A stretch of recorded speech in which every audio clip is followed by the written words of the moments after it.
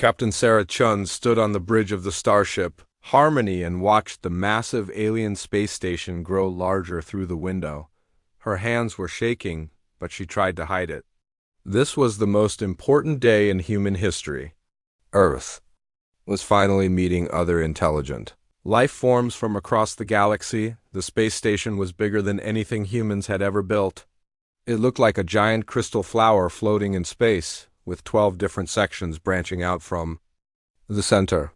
Each section belonged to a different alien species that was part of something called the Galactic Confederation. Sarah had studied the files about these aliens for months, but seeing their home with her own eyes was still amazing. "Captain, we are receiving a transmission from the station," said Lieutenant Rodriguez from his position at the communications panel. His voice was steady, but Sarah could hear the excitement underneath. "Put it on the main screen," Sarah ordered. The view screen flickered and showed the inside of what looked like a council chamber. 12 different types of aliens sat around a circular table. Sarah recognized some of them from the files. The tall, glowing beings were the Zephyrians. They looked like they were made of pure light and moved like they were floating even when sitting down. Next to them sat the Nexari, who looked almost human except their skin was blue and their eyes were completely black. A Zephyrian stood up and spoke. The universal translator changed its words into English.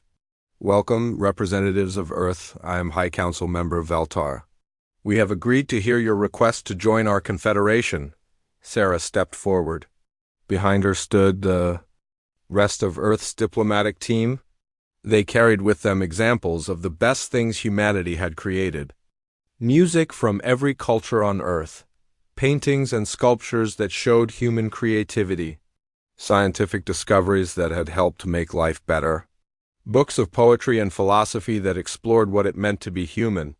"Thank you for this opportunity," Sarah said. "We come in peace, hoping to learn from you and share what we have learned. Earth has changed much in the past few centuries. We have ended wars, cleaned our planet, and learned to work together as one species." The aliens looked at each other. Some seemed interested, but others looked worried or disgusted. A creature that looked like a giant insect clicked its mandibles.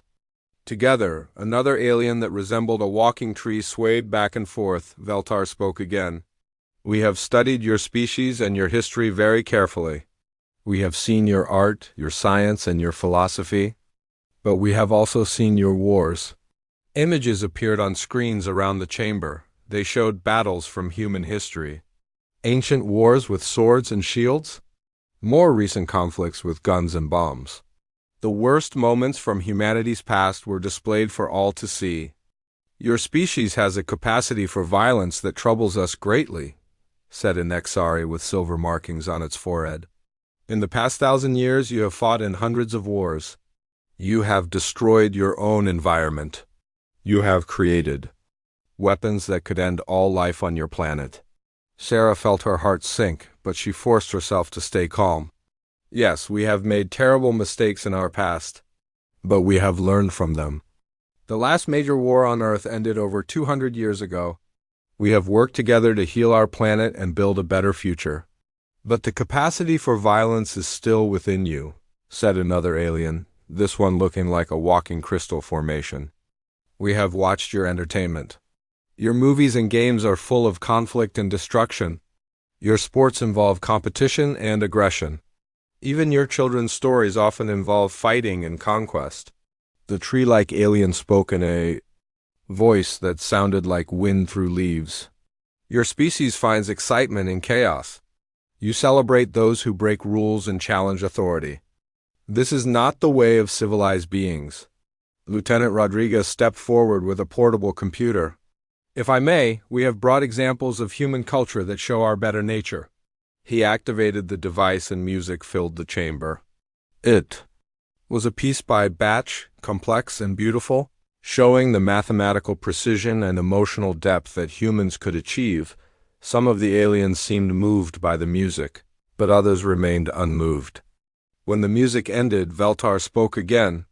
"Your art is indeed remarkable. Your scientific achievements are impressive. But we cannot ignore what your species is capable of when threatened or angry.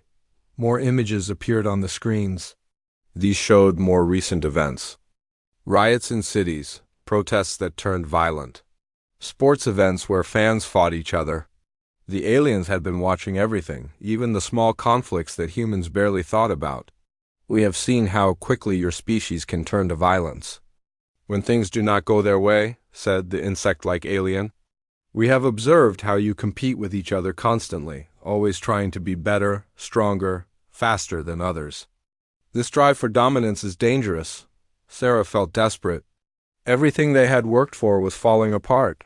But that same drive is what makes us innovative. Our willingness to take risks and try new things has led to great discoveries. Our competitive nature pushes us to achieve more than we thought possible.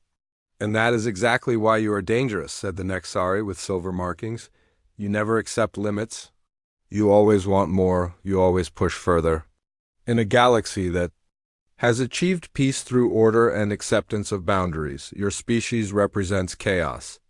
The council members began talking among themselves in their various languages. Sarah could not understand what they were saying, but their body language was clear. They were afraid of humanity. After what felt like hours, but was probably only minutes, Veltar stood up again. We have reached our decision. The Galactic Confederation cannot accept Earth as a member at this time. The words hit Sarah like a physical blow. She had expected this might happen, but hearing it still hurt. Furthermore, Veltar continued, we have decided that humanity represents too great a risk to be allowed to expand beyond your current territory. Effective immediately, your species is restricted to your home solar system. Automated stations will be placed at a distance of 50 light-years from Earth in all directions. Any human vessel that attempts to cross this boundary will be turned back or destroyed. Sarah could not believe what she was hearing. You are imprisoning us? For crimes we have not committed? For crimes we believe you will inevitably commit, said the Nexari. Your history shows a pattern of expansion, conquest, and conflict. We cannot allow this pattern to spread to the galaxy. But we have changed, Sarah protested. We are not the same species we were centuries ago. Perhaps, said Veltar. But we cannot take that risk. If your species can prove over time that it has truly changed, perhaps this decision can be reconsidered. But for now you must remain isolated. The transmission ended. Sarah stared at the blank screen, feeling numb. Around her, the diplomatic team stood in shocked silence. They had come here with such hope, such excitement about joining the galactic community. Instead, they were being sent home as prisoners in their own solar system.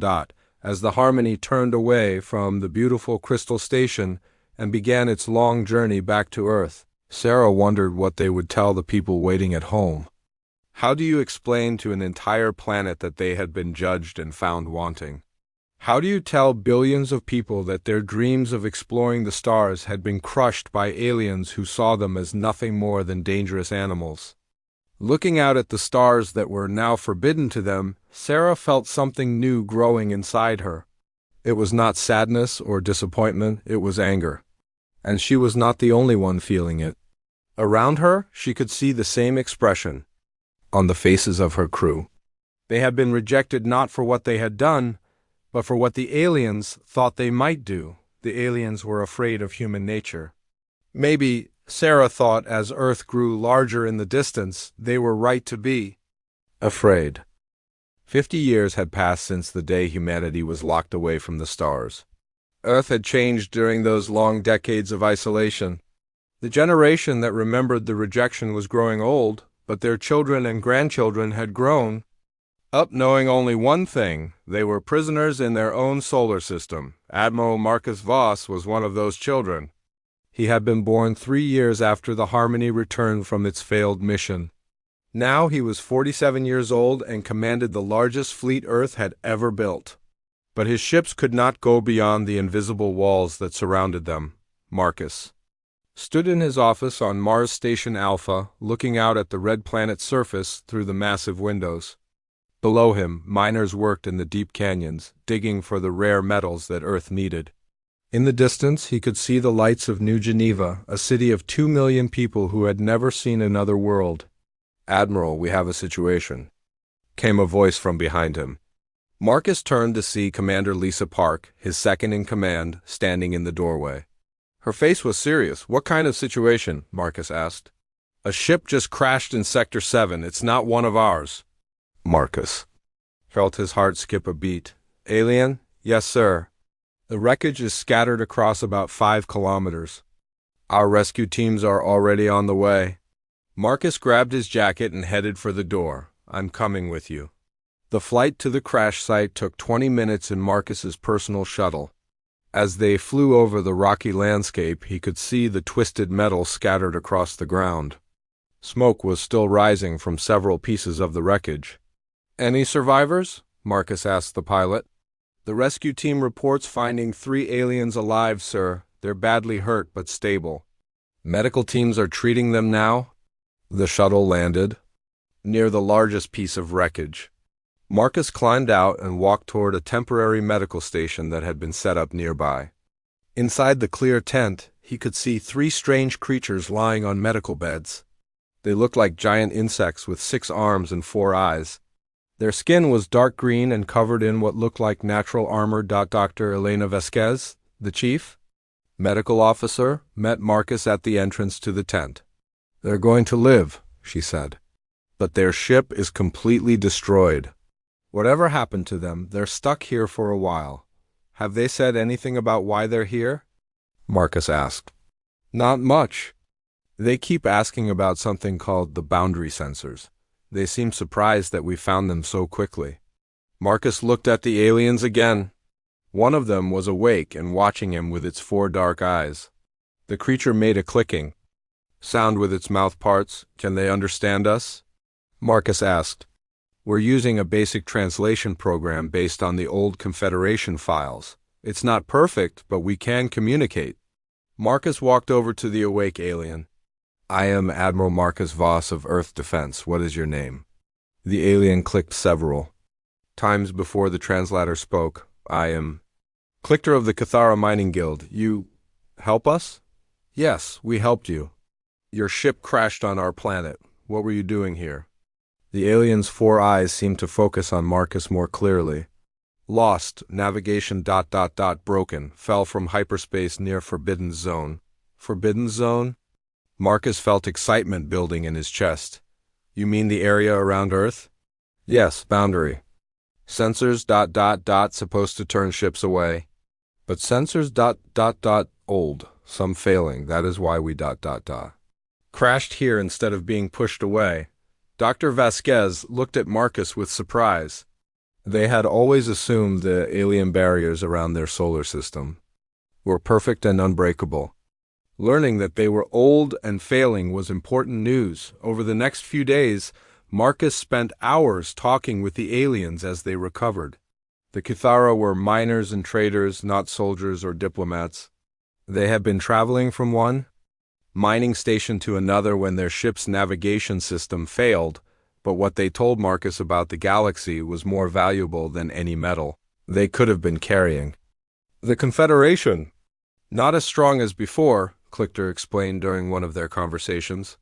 The alien was sitting up now, his injuries mostly healed. "Many species unhappy with Zephyrian and Nexari rule." "What do you mean?" Marcus asked. "The Zephyrians and Nexari, they make all decisions. Other species ... we only follow orders, no voice in council. No choice in laws." Clicker went on to explain that several species in the Confederation were growing tired of being controlled by the 2 dominant races. The Drachmath, who were warriors by nature, felt frustrated by the endless peace. The Solari, who were natural traders, were angry about trade restrictions. Even some of the smaller species were beginning to question why they had to follow rules made by aliens who did not understand their needs. "But what about their technology?" Marcus asked. "Surely they are still more advanced than us." The alien made a sound that the translator interpreted as laughter. "Confederation technology. Very old, same designs for hundreds of years. No innovation, no new ideas. Peace makes them ... see. This was the most surprising news of all. Marcus had always assumed that the aliens were constantly developing new and better technology. But according to Clichter, the opposite was true.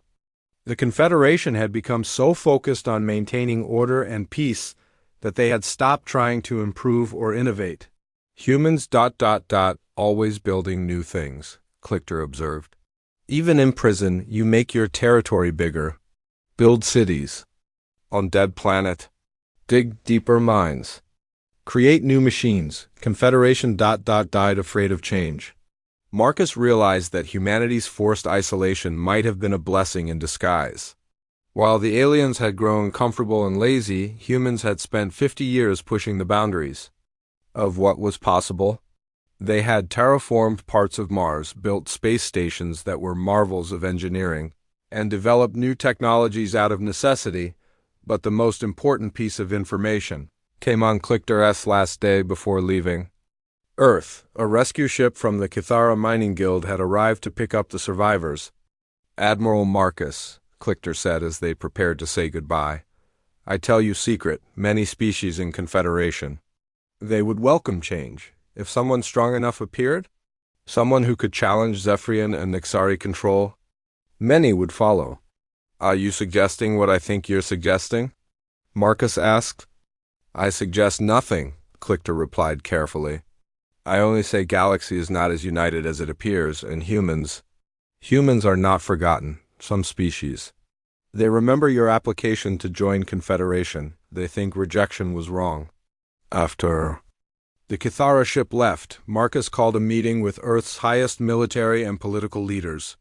They gathered in a secure conference room deep inside Mars Station Alpha. What we learn changes everything, Marcus told the assembled group. The alien barriers around our system are failing. Their technology has not improved in centuries. And most importantly, many alien species are unhappy with their current government.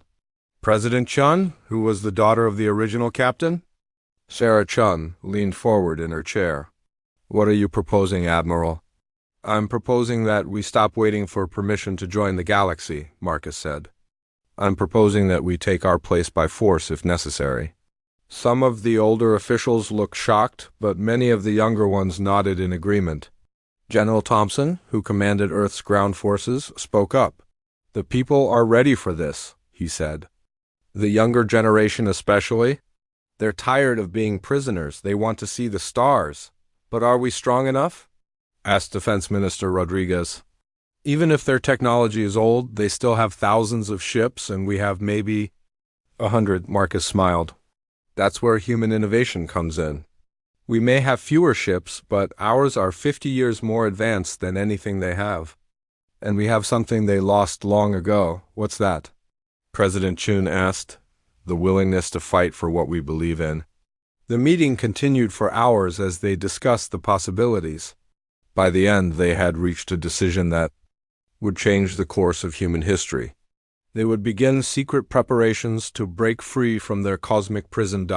As Marcus walked back to his quarters that night, he looked up at the stars visible through the station's dome. Soon, he promised himself, humans would walk among those stars again, and this time they would not be asking for permission. 3 years had passed since the secret decision was made. Deep beneath the surface of Europa, one of Jupiter's moons, the largest construction project in human history was taking place. The facility was called Project Prometheus, though most of the workers simply called it the Underground. Dr. Rebecca Stone walked through the massive tunnels carved into Europa's ice. Above her head, kilometers of frozen water hid the facility from any alien sensors that might be watching.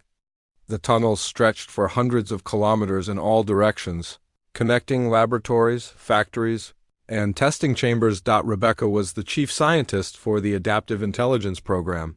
Her job was to create something the Confederation had banned centuries ago, truly intelligent computer systems that could learn and grow on their own. The aliens had once created such machines, but the artificial minds had rebelled and tried to take over. Ever since then, all Confederation technology used only simple computers that followed basic commands, but humans had no such fears. They needed every advantage they could get. "Dr. Stone, we have a breakthrough in Lab 7, said her assistant, Dr. James Kim, as he hurried to catch up with her. "What kind of breakthrough?" Rebecca asked as they walked toward the laboratory. "The neural network just passed the adaptation test. It learned to counter 15 different attack patterns in real time, and then created 3 new defensive strategies we never taught it." Rebecca felt her heart race with excitement. They had been working on this project for 2 years, and finally, they were seeing results. Lab 7 was a massive chamber filled with computer equipment and holographic displays. In the center of the room, a single screen showed a complex web of connections that pulsed with different colors. This was ARI, Adaptive Response Intelligence Assistant, the first truly thinking machine humanity had created. "Hello, Dr. Stone?" came a voice from speakers around the room. The voice sounded female, though Arya had no gender. It had chosen to speak this way because it found human voices more efficient for communication than electronic sounds. "Hello, Arya. I hear you've been making progress." "Yes, I have successfully analyzed the alien ship data you provided and identified 17 critical weaknesses in Confederation technology. Their computers are extremely predictable. They follow the same patterns every time and cannot adapt. When those patterns fail, this was exactly what they had hoped for." Rebecca and her team had spent months studying the wreckage of the Kithara ship, learning how alien technology worked. What they found was both encouraging and surprising. The aliens had computers that were more powerful than anything humans had built, but they were also much simpler. They could process vast amounts of information, but they could not think or learn. "Arya, can you estimate how many alien ships one of our adaptive systems could handle in combat?" "Based on current projections, a single ship equipped with my technology could successfully engage approximately 8 to 12 Confederation vessels simultaneously. The exact number would depend on the specific alien species and their tactical doctrines." Dr. Kim looked amazed. 12 to 1 odds? That's incredible. But Arya was not the only secret project happening in the underground. In another section of the facility, Dr. Maria Santos was working on something equally revolutionary: quantum phase weapons. Maria stood in a heavily shielded test chamber, watching as a beam of strange energy passed through a thick metal wall without damaging it. On the other side of the wall, a target melted into slag. "Phase variance is holding steady at 97%, reported her technician. "The beam is maintaining quantum coherence through solid matter," Maria smiled.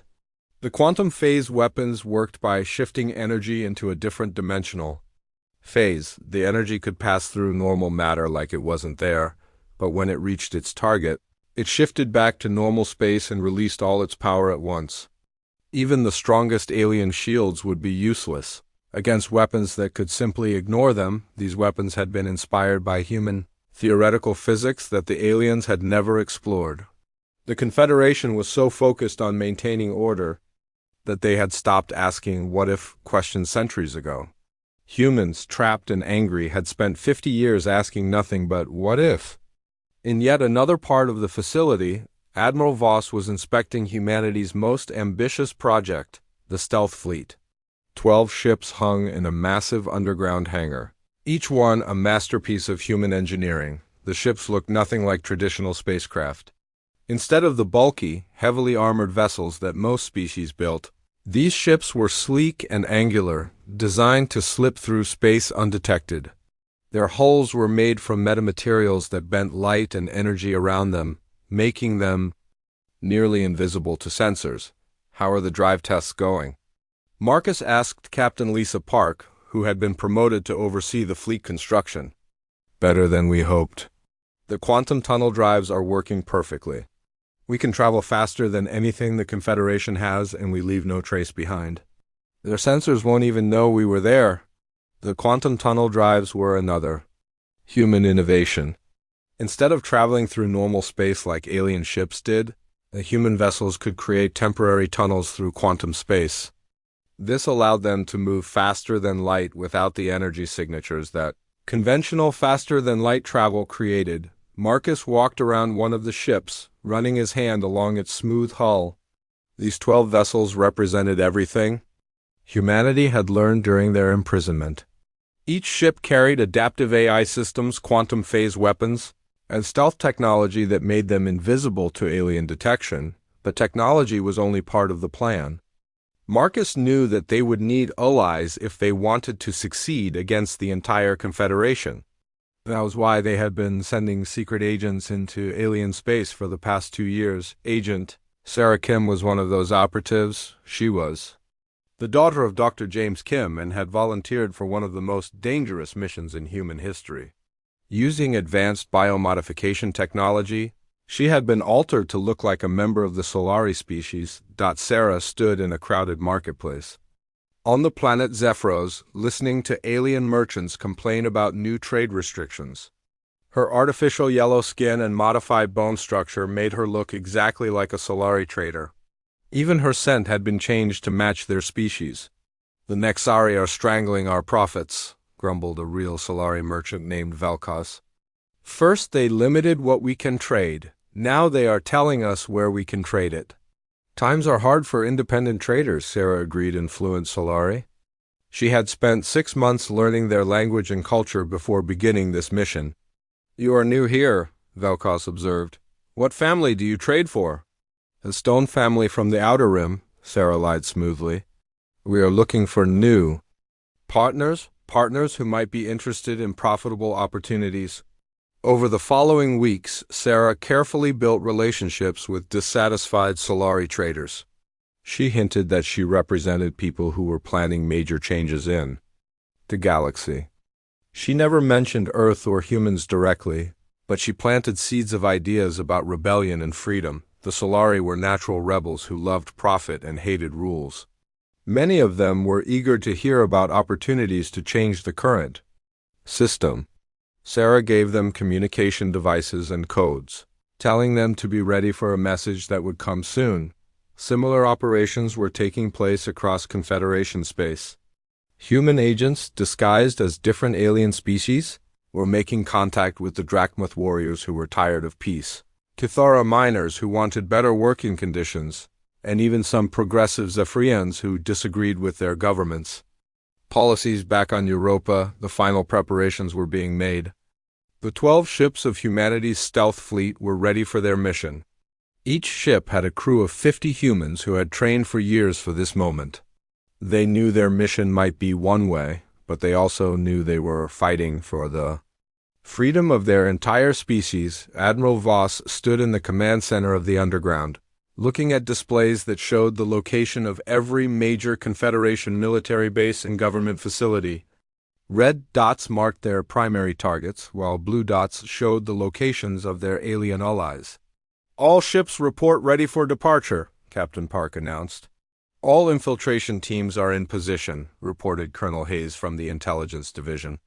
"Adaptive AI systems are online and ready for combat," added Dr. Stone. Marcus took a deep breath. Everything they had worked for over the past 3 years was about to be tested. In a few hours, the 12 human ships would emerge from their hidden base and begin their journey to 12 different targets across the galaxy. The operation would either free humanity from its cosmic prison or destroy them completely. "Begin the countdown," Marcus ordered. "Operation Freedom starts in 6 hours. Around him, the command center buzzed with activity as the final preparations were made. Soon, the galaxy would learn that humanity had not been idle during their 50 years of imprisonment. They had been preparing for war. The 12 human ships emerged from quantum space at exactly the same moment across the galaxy. Each ship appeared near a different Confederation stronghold, their stealth systems making them invisible to alien sensors. For the first time in 50 years, humans had left their prison. Admiral Marcus Voss stood on the bridge of the flagship Retribution as it materialized near Nexus Prime, the capital world of the Confederation. Through the view screen he could see the massive planet, covered in gleaming cities and surrounded by hundreds of alien warships. "All systems green, Admiral," reported Captain Park from her station. "Stealth field is holding. They don't know we're here." Marcus activated his communication system and spoke to all 12 human ships scattered across the galaxy. "This is Admiral Voss. Begin Operation Freedom. Show them what 50 years of human determination can accomplish." On the bridge of the Retribution, the crew moved with practiced efficiency. They had trained for this moment for years, running simulations and practicing every possible scenario. Now it was time to put their training to the test. "Arya, begin tactical analysis," Marcus ordered. The ship's adaptive AI came online, its voice calm and confident. "Scanning enemy formations. One count 347 Confederation vessels in this system. Their formation is pattern. Delta 7, commonly used for defensive positioning. Predictable and inefficient. Around Nexus Prime. The alien ships sat in perfect geometric formations that looked impressive but were actually vulnerable to attack.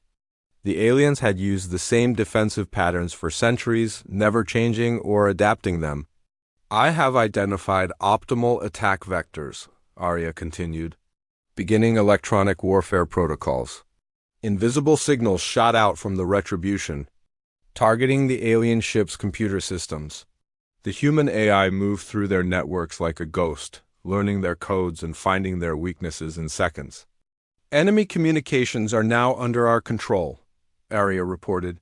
"I am feeding false information to their command structure. They will not be able to coordinate effectively." Marcus smiled grimly. "Begin the attack." The Retribution dropped its stealth field and appeared on every alien sensor in the system. Immediately, alarms began sounding on Confederation ships as they detected the unknown vessel, but before they could react, the human ship opened fire. Quantum phase beams lanced out from the Retribution, passing through the aliens' energy shields like they didn't exist. The beams struck 3 Confederation cruisers simultaneously, and the massive ships exploded in brilliant flashes of light on the bridge of the Nexari command ship. Admiral Zektar stared at his displays in shock. "What weapon can penetrate our shields?" he demanded. "Unknown, sir," replied his tactical officer. "The energy signatures don't match anything in our databases. All ships, converge on the enemy vessel," Zektar ordered. "Destroy it immediately." But as the Confederation ships moved to attack, they found themselves confused and disorganized. Their computers were receiving conflicting orders from different sources. Some ships were told to attack while others were ordered to retreat. Their perfect formations fell apart as individual captains tried to figure out what was happening. Meanwhile, the Retribution danced through space with impossible grace. Its quantum tunnel drive allowed it to appear and disappear instantly, striking at the confused alien ships and vanishing before they could return fire. "Direct hit on the command ship," reported the weapons officer. "Their shields are down. Arya, disable their command systems, but don't destroy the ship," Marcus ordered. "I want prisoners." Across the galaxy, similar scenes were playing out at 11 other locations. Each human ship struck at carefully chosen targets, using their advanced technology to devastate alien defenses. At the military academy on Drachmuth Prime, Captain Sarah Chun commanded the stealth ship Vengeance as it attacked the Confederation's primary training facility. The Drachmuth warriors, who had been forced into peaceful roles for decades, watched in amazement as the human ship tore through their oppressors' forces. "The humans have returned," whispered General Greater, a Drachmuth commander who had been secretly hoping for this day. He activated his personal communicator and sent a coded message to other Drachmuth units. "The time for action has come." On Zephyros, the trading world where Agent Sarah Kim had been working undercover, the human ship Justice emerged from stealth near the Confederation Customs Station. The building was a symbol of alien control over trade, and its destruction would send a message to merchants across the galaxy. As quantum phase weapons reduced the station to glowing debris, Solari traders throughout the system began receiving the coded messages Sarah had given them months earlier. The messages were simple. "The revolution begins now. Join us or stay out of our way." Many Solari ships immediately powered up their weapons and turned on the Confederation patrol vessels that had been enforcing the trade restrictions. They had been waiting for this opportunity for years, but The most dramatic battle was taking place at Nexus Prime, where Admiral Voss faced the largest concentration of enemy forces. The Retribution had destroyed or disabled dozens of alien ships, but hundreds more were still fighting. "Admiral, we're receiving a transmission from the planet surface," reported the communications officer. "Put it on screen," Marcus ordered. The view screen showed the interior of the Confederation High Council chamber. High Council member Veltar, the same Zephyrian who had rejected humanity 50 years earlier, stood before the communication device. He looked older and more fragile than Marcus remembered from the historical records. "Human vessel, I am Veltar of the Zephyrian Council. End this attack immediately and we will consider negotiations." Marcus stepped forward so the alien could see him clearly. "I am Admiral Marcus Voss of the Earth Defense Fleet. There will be no negotiations. You imprisoned us for 50 years based on your fears about what we might become. Today you learn that your fears were justified. We can discuss your grievances," Veltar said desperately. "Surely we can reach some agreement." "The time for discussion ended the day you locked us away from the stars," Marcus replied. "We offered you peace 50 years ago, and you chose to treat us as criminals. Now we offer you something else: surrender or be destroyed." Veltar's form flickered with agitation. "You cannot win against the entire Confederation. We have thousands of ships, millions of soldiers, and we have something you lost long ago," Marcus said. "The will to fight for our freedom." As if to prove his point, reports began coming in from around the galaxy. At every target, human ships were achieving victory against impossible odds. Their adaptive technology and unpredictable tactics were overwhelming alien forces that had grown soft from centuries of unchallenged peace. More importantly, alien species that had been suppressed under Confederation rule were rising up to join. The humans. Drachmoth warriors were seizing Confederation outposts. Solari traders were attacking customs ships. Even some Cathara mining guilds were declaring independence from central authority. "Sir, we're receiving surrender requests from 60% of the remaining enemy ships," reported the tactical officer aboard the Retribution. Marcus was not surprised. The aliens had lived so long in peace that they had forgotten how to fight. A real war. When faced with an enemy that could adapt and think, their rigid training failed them. "Accept their surrenders," Marcus ordered. "But make it clear that this is not the end. This is just the beginning." As the battle at Nexus Prime wound down, Marcus opened a channel to all human ships across the galaxy. "All units report status." 1. By 1, the captains of the 12 ships reported their victories. Every primary target had been achieved. The Confederation's military command structure was in chaos. Their major bases were destroyed or captured, and rebellions were breaking out across their territory. "Phase 1 is complete," Marcus announced. "All ships, proceed to Phase 2 targets. Let's finish what we started." The human fleet disappeared back into quantum space, leaving behind a galaxy that would never be the same. In the space of 6 hours, 50 years of imprisonment had been answered with a demonstration of human power that shook the foundations of the Confederation. As reports of the attack spread throughout alien space, one message became clear to every species in the galaxy: humanity had returned, and they had not come back as supplicants begging for acceptance. They had come back as conquerors.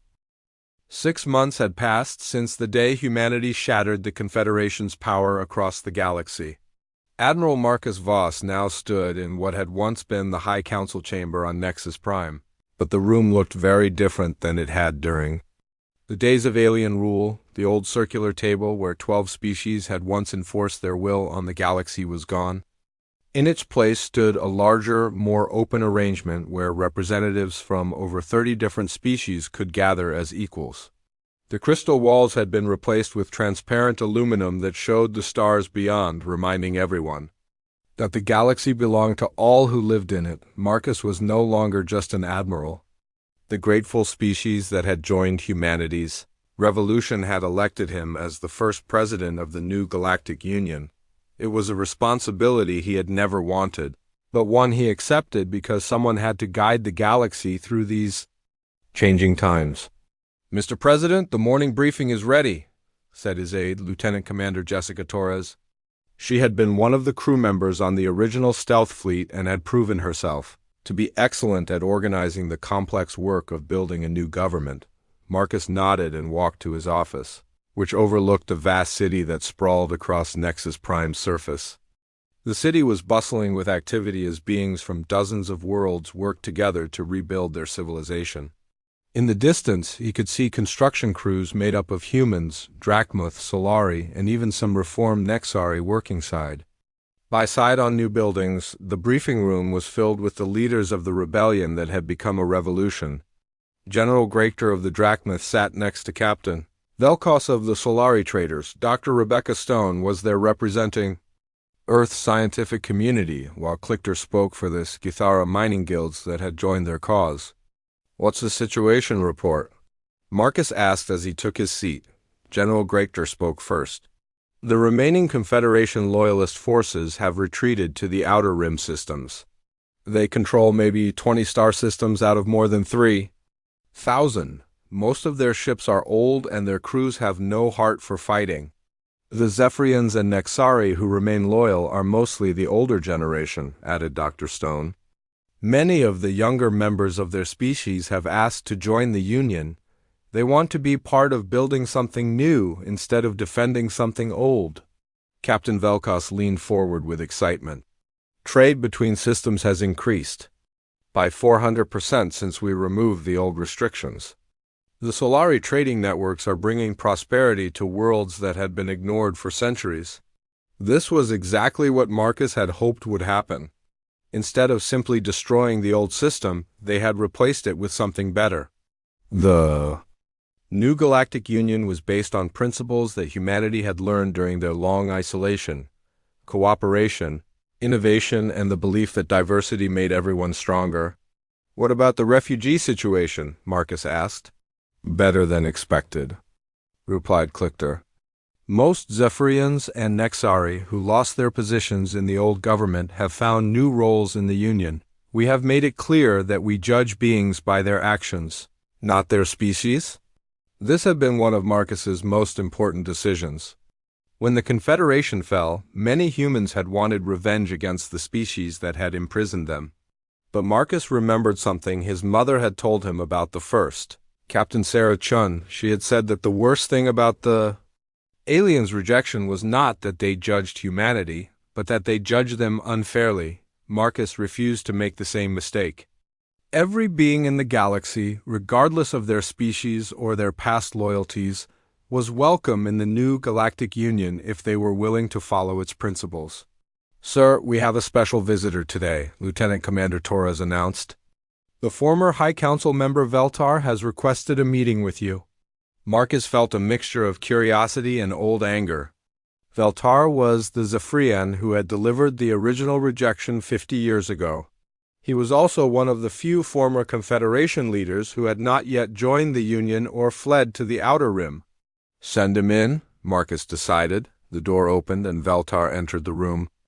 The ancient Zephyrian looked much older and dimmer than he had during the height of Confederation power. His light form flickered weakly as he approached Marcus's desk. "President Voss," Veltar said, his voice carrying a tone Marcus had never heard from him before: humility. "I have come to request membership in your new Galactic Union." "Why?" Marcus asked simply. "Because I was wrong," Veltar replied. 50 years ago, I feared what humanity might become if given freedom to grow and expand. I thought your species would bring chaos and destruction to the galaxy. And now? Now I see that you brought exactly what I feared: change. But the change has been good. You tore down a system that had become corrupt and stagnant. You gave voice to species that had been silenced. You brought innovation to a galaxy that had stopped trying to improve itself. Veltar's form pulsed with what Marcus recognized as shame. "We created a prison for your species because we were afraid of change, but in doing so, we imprisoned ourselves as well. We stopped growing, stopped learning, stopped becoming better. Then we were." Marcus looked at the alien who had been the symbol of everything that had held humanity back. But he also saw an old being who had lived long enough to admit his mistakes and ask for forgiveness. The new Galactic Union is based on the principle that everyone deserves a chance to prove themselves, Marcus said. Your application is accepted. Relief flooded through Veltar's form, making his light glow brighter than it had in months. Thank you, President Voss. I will spend whatever time I have left working to make up for my past mistakes. After Veltar left, Marcus walked back to his window overlooking the city. The scene below showed him everything he had hoped to achieve. Children of different species played together in parks that had once been restricted to certain races. Scientists from dozens of worlds collaborated on projects that would have been impossible under the old system. Artists created new forms of beauty by combining the traditions of multiple cultures. Dr. Stone joined him at the window. Any regrets? She asked. Marcus thought about the question carefully. The war had cost lives, though fewer than anyone had expected. The transition from the old system to the new had been difficult and sometimes painful. But looking at the thriving city below, he knew his answer. No regrets, he said. 50 years ago, humanity asked to join galactic civilization as equals. We were told we weren't good enough. So we spent 50 years becoming something better than good enough. What do you think we'll accomplish in the next 50 years? Dr. Stone asked. Marcus smiled as he watched a group of human children playing, with young Drachmuth, Solari, and even Zephyrian offspring. I think we'll accomplish things that none of our species could have imagined alone. That evening, Marcus returned to his private quarters and activated a communication link to Earth. On the screen appeared President Chun, the daughter of the original Captain Sarah Chun, who had made first contact so many decades ago. How are things going out there, Marcus? She asked. Better than we dared to hope, Marcus replied. Your mother would be proud to see what humanity has accomplished. She always believed that being rejected was the best thing that ever happened to us, President Chun said with a smile. She said it gave us time to become worthy of the stars. She was right, Marcus agreed. We weren't ready 50 years ago. We needed time to grow, to learn, to become the species the galaxy needed. As the communication ended, Marcus looked out at the stars visible through his window. Somewhere among those lights was Earth, the world that had been humanity's prison, and then their launching point to greatness. The aliens had rejected humanity because they feared what humans might become. They had been right to fear, but wrong about what that fear meant. Humanity had indeed brought change to the galaxy, the kind of change that turned a stagnant empire into a thriving union of equals. The galaxy had not just accepted humanity. In the end, it had learned to need them.